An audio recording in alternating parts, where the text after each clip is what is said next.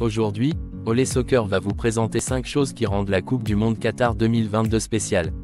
Et si vous aimez le travail, n'oubliez pas de vous abonner, liker, de commenter et de partager la chaîne. Maintenant commençons.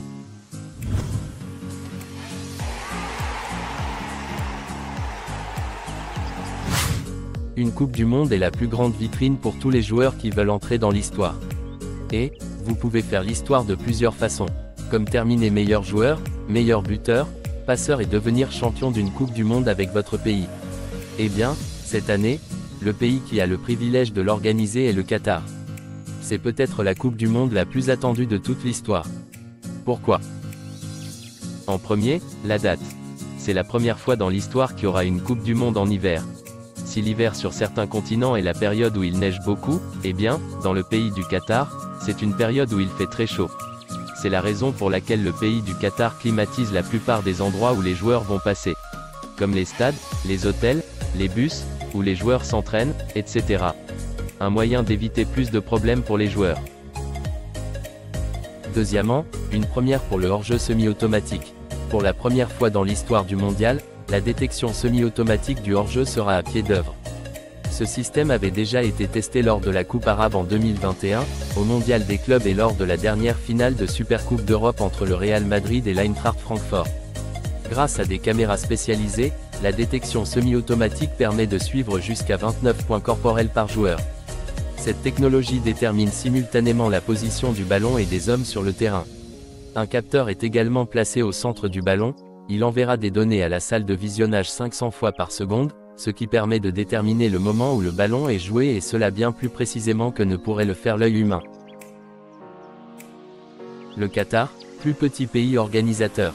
Avec ses 11 586 km², soit 47 fois plus petit que la superficie de la France métropolitaine. Le Qatar va devenir de loin, le plus petit pays à organiser une édition de la Coupe du Monde, après l'Uruguay et ses 176 220 km² lors de la première édition en 1930. Il s'agit également du pays hôte le moins peuplé, avec seulement un peu moins de 2,5 millions de Qataris. Quatrièmement, liste élargie, 5 remplacements possibles. Plus de choix pour les sélectionneurs. Les sélectionneurs des équipes nationales ont également plus de liberté pour concocter leurs équipes. À l'image de ce qui avait été mis en place lors de la période Covid-19, ils peuvent établir une liste contenant jusqu'à 26 joueurs retenus, et non 23. Le 9 novembre dernier, Didier Deschamps a par exemple opté pour une sélection élargie à 25 joueurs. Aussi, lors des rencontres, il sera possible d'effectuer jusqu'à 5 remplacements. En 2018, les sélectionneurs pouvaient opérer 3 changements au cours des 90 premières minutes, puis remplacer un 4e joueur lors d'une éventuelle prolongation. Et en 5e, la dernière chance pour Messi et Cristiano Ronaldo. 12 ballons d'or, 10 souliers d'or, maillot d'or pour ne mentionner que ces trophées individuels, Ligue des champions championnat, et tous les records personnels que nous connaissons. Wow, 2 carrières extraordinaires, ils ont atteint le sommet grâce à leur travail, leurs efforts, et surtout leur talent, ils ont battu tous les records à eux deux. Mais il y a quelque chose que le monde attend encore d'eux.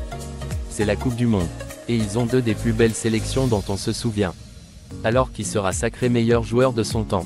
On ne le connaît pas mais on attend avec impatience cette finale. Et si c'était les 2 qui faisaient la finale?